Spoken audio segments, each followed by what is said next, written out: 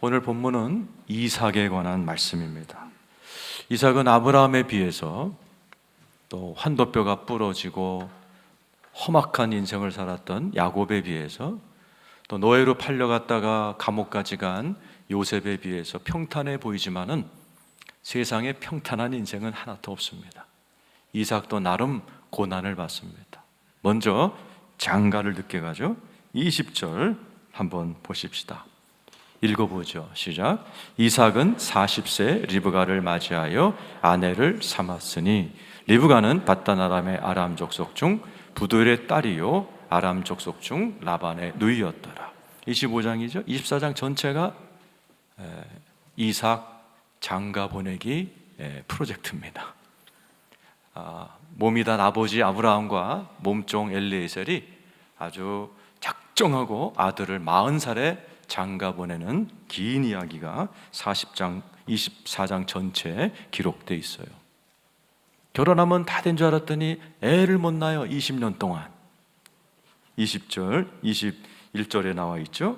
자, 읽어보겠습니다. 시작. 이삭이 그의 아내가 임신하지 못하므로 그를 위하여 여호와께 간구하매 여호와께서 그의 간구를 들으셨으므로 그의 아내 리브가가 임신하였다. 60세에 임신하였더라. 오늘 본문 마지막 절에 나오죠. 여러분 4, 5년만 애를 못 가져도 몸이 답니다. 우리 교회도 오신 분 중에 6년 동안 애를 못 가졌다가 일본 단기 선교 갔다 와서 아들을 낳은 분이 너무 좋아하시더라고요. 근데 여기 6년이 아니고 20년이에요. 20년 동안 하나님께 간구합니다. 기도와 간구는 다르죠? 기도는 편안한 자세로 하는 게 기도라면, 간구는 매달려서 울부짖는 것을 간구라고 그래요. 이삭도 20년 동안 기도 제목이 있었어요. 아들 달라는 20년 동안의 간구 끝에 아이를 잉태합니다. 그러면 다 된 줄 알았더니 뱃속에서 잉태한 아이가 쌍둥이에요. 싸워요, 얘네들이. 인생은 끝이 없는 고민거리 같아요. 22절. 그래서 이 뱃속에서 아이들이 막 지들끼리 치고받고 머리를 뒤집었었는지 모르지만 하여튼 그 아버지가 이럴 때, 주님 이럴 때 어쩌합니까 하고 기도하는 장면이 나오죠. 자, 22절 같이 읽어보죠. 시작.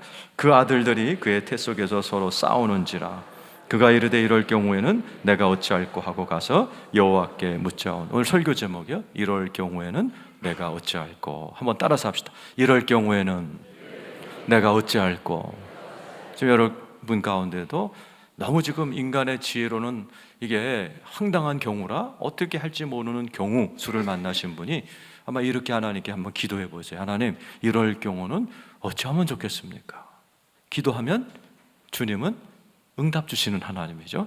23절에 기도하자마자 응답이 탁 와요. 읽어보죠. 시작. 여호와께서 그에게 이르시되 두 국민이 내 태중에 있구나.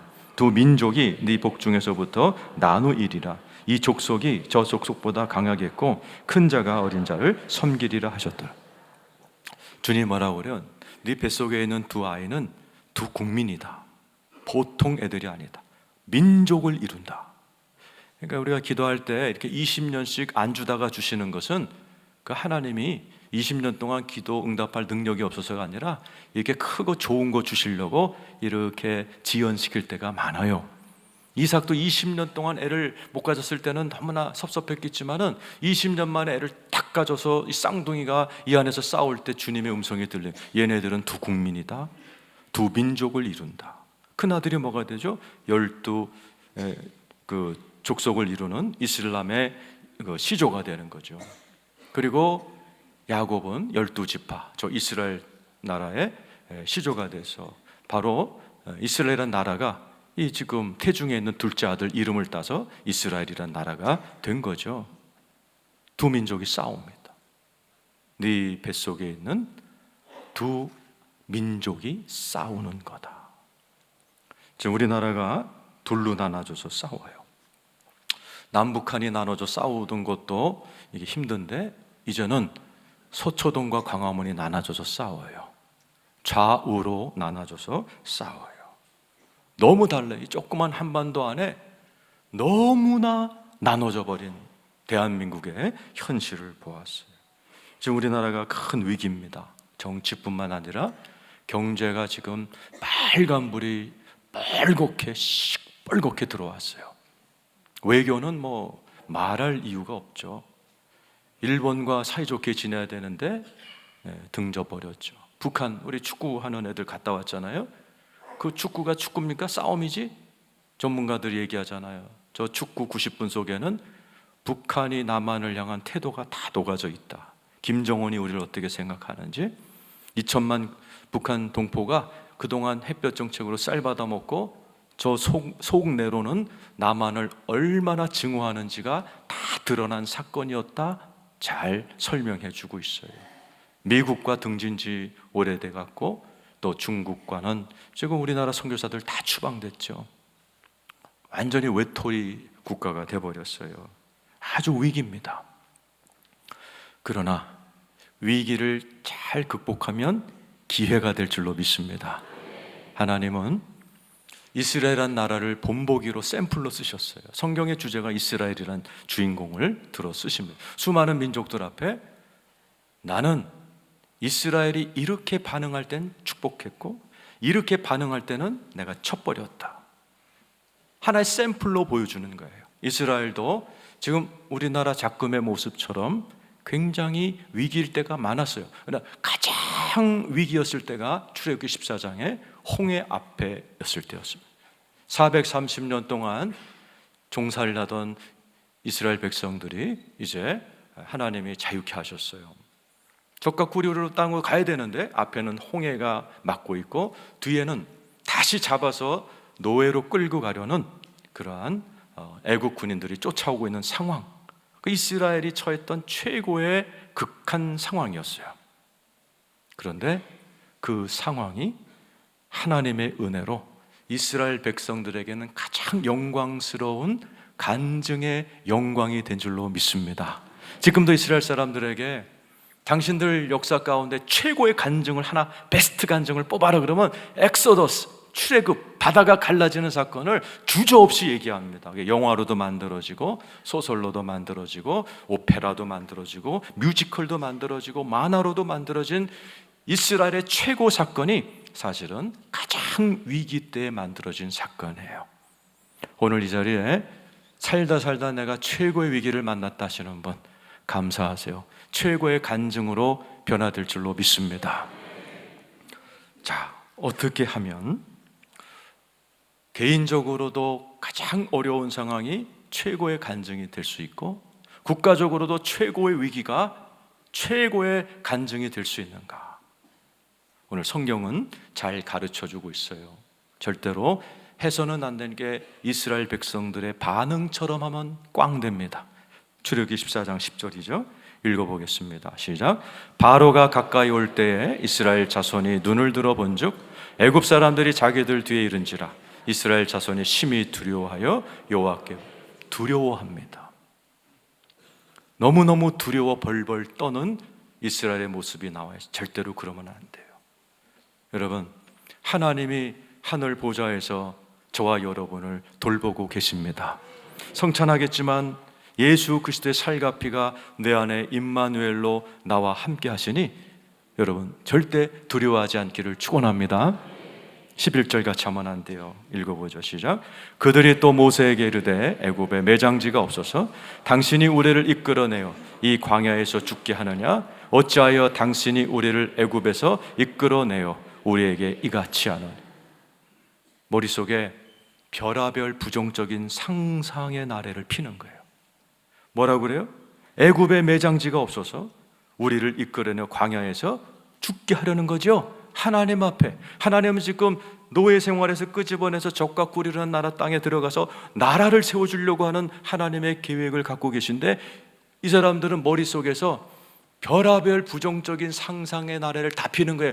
우리가 묻힐 땅이 없으니까, 낚골 땅이 없으니까 애굽에서 끄집어내서 광야에서 집단 매장시키려고 그런다. 누군가가 그 요즘 말로 하면 가짜 뉴스를 이렇게 머리에서부터 생각을 말하기, 이게 일파만파로 퍼져나가는 거예요. 온 백성들이 말 모든 사람들이 그냥 사실도 아닌 생각에 완전히 사로잡혀 버리는 거죠. 오늘 이 자리에도 그런 분이 계실지 몰라요. 예? 근거 없는 부정적인 생각에 사로잡혀서 이 자리에 오신 분이 계실지 몰라요.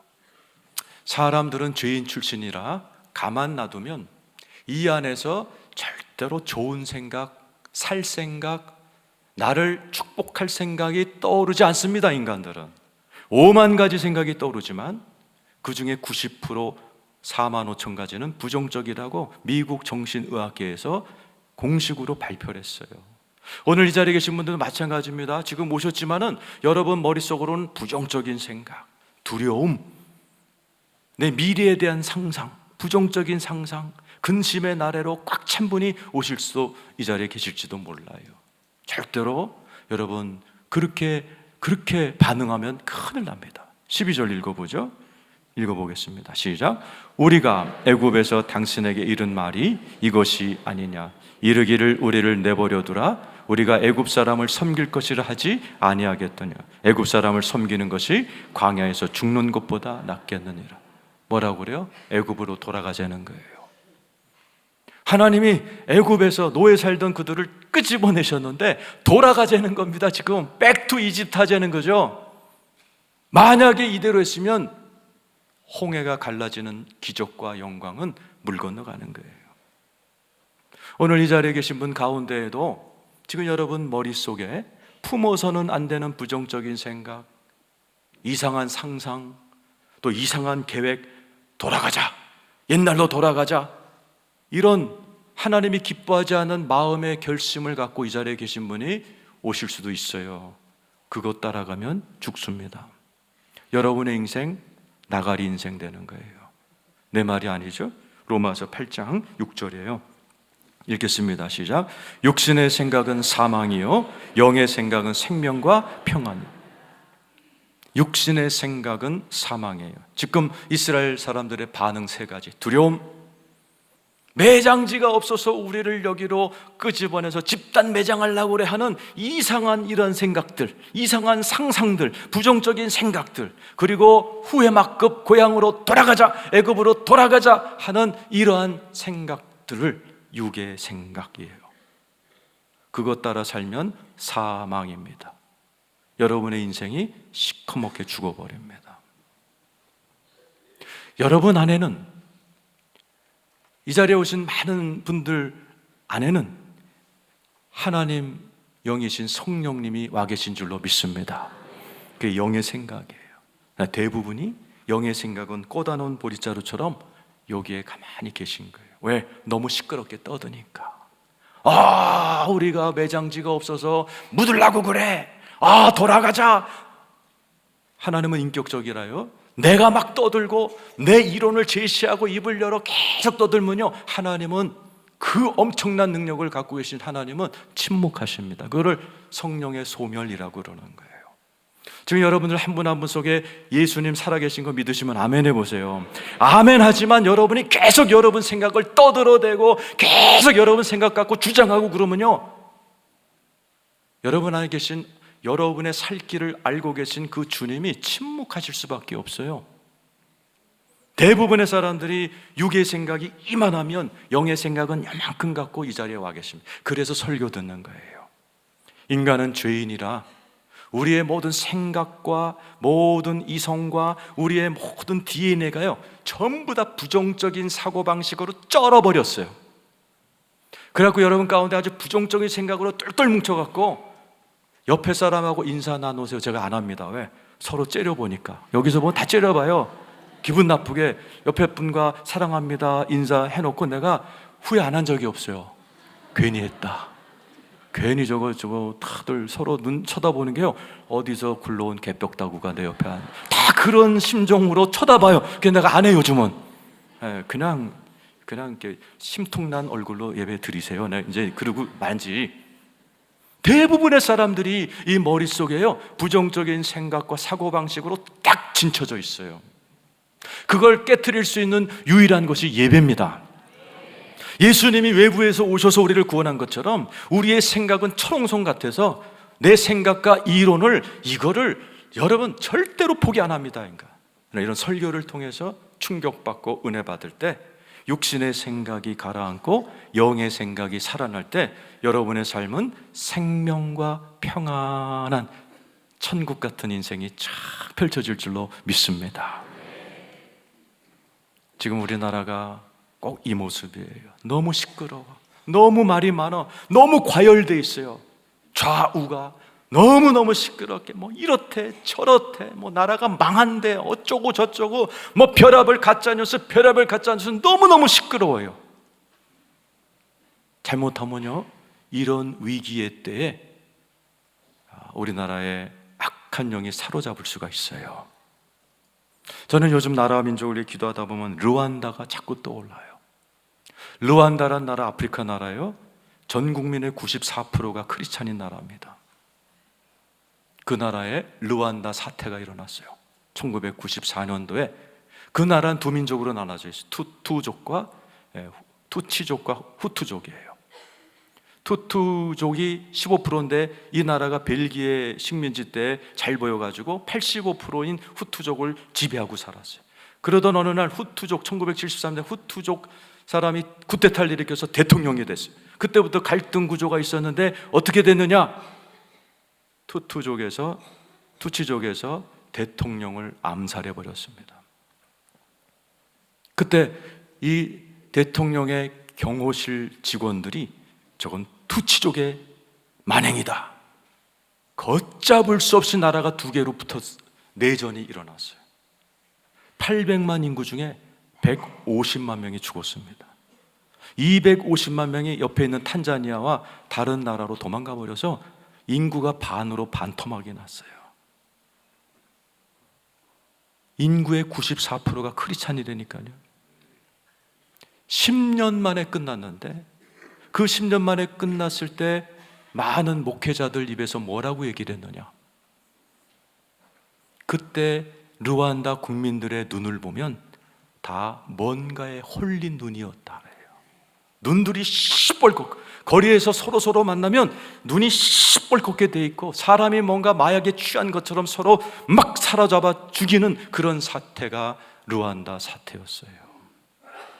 무언가 예수 믿는 크리스찬들이 94%, 거의 전 국민이 예수를 믿으면서 무언가에 사로잡혀서 서로 잡고 죽이고 삭살하는 그러한 인구 때문에 인구가 반토막이 나버리는 아주 비극적인 사건이 일어났어요. 많은 분들이 우리는 그 기간 동안에 뭔가에 홀렸었습니다라고 얘기해요. 멀쩡한 사람이 어떤 악에게 사로잡히는 거는요 쉬워요. 자꾸 어떤 부정적인 말을 하고 부정적인 행동을 하기를 모든 습관은 100일이면 됩니다. 100일 동안 그 짓을 해보세요. 아침부터 저녁까지 계속 이상한 뉴스를 듣고 계속 이상한 말을 하고 모여갖고 또 계속 그 얘기만 하고 100일 동안 하면요 멀쩡한 사람도 사로잡힙니다. 우리나라가 지금 저는 그렇게 되지 않도록 기도하고 있어요. 오늘 이스라엘 백성들이 막 시끄러운 거예요. 막 매장지가 없어서 우리를 죽이려고 그래. back to 에집트로 돌아가야 돼. 별합을 얘기를 할 때 하나님이 모세를 사용하셔서 그들에게 살 길을 제시합니다. 13절, 14절 읽어보죠. 시작. 모세가 백성에게 이르되 너희는 두려워하지 말고 가만히 서서 여호와께서 오늘 너희를 위하여 행하시는 구원을 따라서 합시다. 너희는 가만히 서서 여호와께서 오늘 너희를 위하여 행하시는 구원을 보라. 하나님 살아계십니다. 하나님이 구원하십니다. 14절에 반복하십니다. 중요하기 때문에. 시작. 여호와께서 너희를 위하여 싸우시리니 너희는 가만히 있을지. 가만히 좀 있어라. 왜요? 모세에게는 뼈 아픈 과거가 있어요. 40살 때 혈기 충만할 때 자기가 그랬거든요. 자기 힘으로 나라를 구원하기 위해서 백성 동포를 매질하는 그 애국 군인을 탁 멋있게 죽였던 혈기 있었던 그런 프린스 오브 이집트, 에집트의 왕자였어요. 어떻게 동포가 해방이 됐나요? 도망자가 돼가지고 40년 동안 처가살이 하면서 장인어른 양만 기르는 피눈물의 40년을 지냈던 사람이 모세입니다. 자기의 힘으로, 자기 생각으로는 자기 운명조차, 자기 한 몸뚱아리조차 구원할 수 없다는 것을 깨달은 모세가 일어서는 거예요. 나도 너희들처럼 그런 시절이 있었어. 입을 열어 막 이 이론 저 이론 떠들던 시절이 있었어. 그 말장 할 거야. 가만히 있어서 여호와의 구원을 보라. 여호와께서 싸우시리라. 오늘 하나님이 여러분에게 주시는 이 음성을 들으시기를 축원합니다. 옆에 분에게 얘기하세요. 제발 좀 가만히 좀 계세요. 좀 그러세요 한번.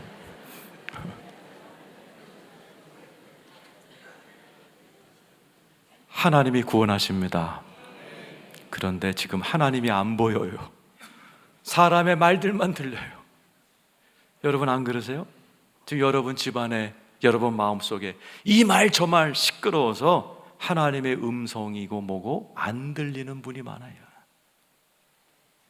주님 앞에 나와 가만히 예배드리는 이 소중한 시간이 중요한 이유는 이때 찬양하고 기도하고 말씀을 들을 때 여러분의 막 이 안에서 난리를 치던 여러분의 생각과 이론이 예수의 이름으로 가만히 조용히 잠잠하게 되기를 축원합니다. 그때 세미하게 들려오는 음성이 하나님의 음성이에요. 그게 생명과 평안을 줄 줄로 믿습니다. 그 길 따라 가면 삽니다. 회복됩니다. 놀라운 인생이 열립니다. 가만히 있어 여호와의 구원을 바라보라. 그때 지금까지 사람들의 목소리에 가려서 들리지 않던 하나님의 세미한 음성이 방향을 딱 정하십니다. 15절, 16절이죠. 읽어보죠. 시작. 여호와께서 모세에게 이르시되 너는 어찌하여 내게 부르짖느냐? 이스라엘 자손에게 명령하여 앞으로 나. 그때까지 이 상황 속에서 하도 떠드니까 가만히 계신 거예요. 하나님은 인격적이세요. 여러분이 난리치면요 주님은 가만히 계십니다. 모세가 일어나서 가만히 좀 있어. 내가 너희들보다 하나님을 더 아는데 이럴 땐 가만히 있어야 돼. 가만히 있어, 가만히 있어. 가만히 있으니까 하나님이 말씀하기 시작하는 거예요. 뭐예요? Back to Egypt가 아니고 뒤로 가는 게 아니고 앞으로다라는. 앞으로다. 뒤가 아니야. 뒤로 가면 죽어 니들. 앞으로. 16절 읽어보죠. 시작. 지팡이를 들고 손을 바다 위로 내밀어 그것이 갈라지게 하라. 이스라엘 자손이 바다 가운데서 마른 땅으로. 주님 뭐라고 그래요? 바다 가운데다. Back to Egypt. 광야를 거쳐서 다시 애굽으로 가는 게 아니라 바다 위를 건너라는. 앞으로 바다 가운데로. 이 길로 갔을 때 바다가 갈라지는 엑소더스, 홍해의 사건의 기적이 일어난 줄로 믿습니다. 놀라운 위기가 하나님의 엄청난 영광의 간증으로 바뀌었다고 17절에 얘기합니다. 읽어보죠. 시작. 내가 애굽 사람들의 마음을 완악하게 할 것인즉 그들이 그들을 따라 들어갈. 내가 바로와 그의 모든 군대와 그의 병거와 마병으로 말미암아 영광을 받으. 최대의 위기가 영광의 간증으로 바뀝니다. 하나님의 능력으로 홍해가 갈라지고 하나님의 능력이 나타나 최고의 위기가 최고의 영광의 간증으로 변한 것을 여러분 믿으시기를 축원합니다. 지금 여러분들 가운데에도 지금 여러 가지 문제로 위기를 만난 분이 계실 수 있어요. 여러분의 선택이 있어요. 여러분이 막 두려워하면서 여러분 머릿속에 있는 이상한 상상을 막 입으로 떠들면서 막 후회 막 급한 말을 해가면서 여러분이 우왕좌왕하다가 망할 수도 있고, 오늘 말씀처럼 가만히 좀 있자. 가만히 잠잠히 주님 앞에 나와 예배하다가 여러분을 제일 잘 아시고 여러분의 살 길이 어디인지를 아시는 세미한 하나님의 음성을 듣고 앞으로 바다 가운데로, 이 음성을 듣고 움직이다가 홍해가 갈라지는 기적을 체험하실 수도 있고, 여러분의 선택이에요. 아무쪼록 이 자리에 계신 여러분들 하나님의 음성을 들으시기를 축원합니다. 오늘 이 자리에 계신 한 분 한 분 어떤 위기 가운데 있다 할지라도 잘 오셨어요. 오늘 이 말씀은 여러분을 향한 말씀인 줄로 믿습니다. 하나님 앞에 잠잠히 여러분의 생각을 가라앉히고 하나님의 말씀에 귀를 기울이실 때 여러분이 상상도 할 수 없고 여러분의 머릿속으로는 짜내야 짜낼 수도 없고 여러분이 어떻게 만들어낼 수도 없는 하나님의 기가 막힌 생각과 아이디어와 영감이 여러분 속에서 여러분에게 말을 걸어오고 여러분의 인생을 열어주시는 놀라운 기적이 일어날 줄로 믿습니다.